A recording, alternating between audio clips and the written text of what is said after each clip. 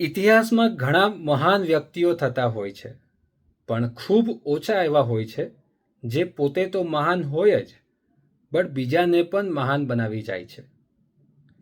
પ્રણામ મિત્રો, welcome back to our channel Guruvani.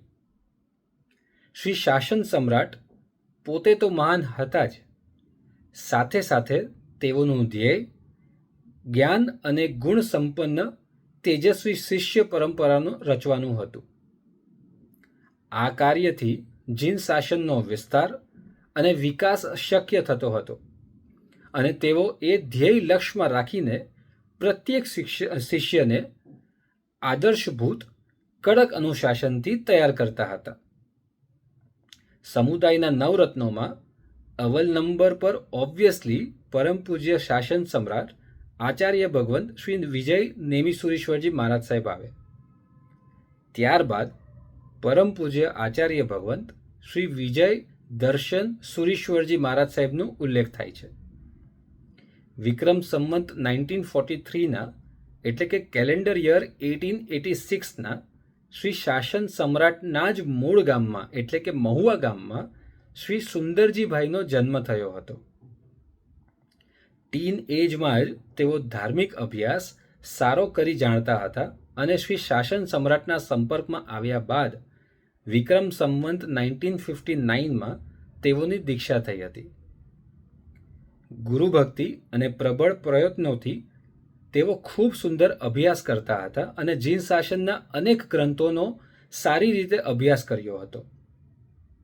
એમાં બી ખાસ કરીને તેઓએ ન્યાયશાસ્ત્રમાં ઊંડું જ્ઞાન પ્રાપ્ત કર્યું હતું અને ન્યાય દર્શનના ગ્રંથો ઉપર પોતાની કોમેન્ટ્રી લખી શકે એટલી ઊંડી સમજ અને પ્રભાવશાળી વિચારશક્તિ તેમને પ્રાપ્ત કરી હતી.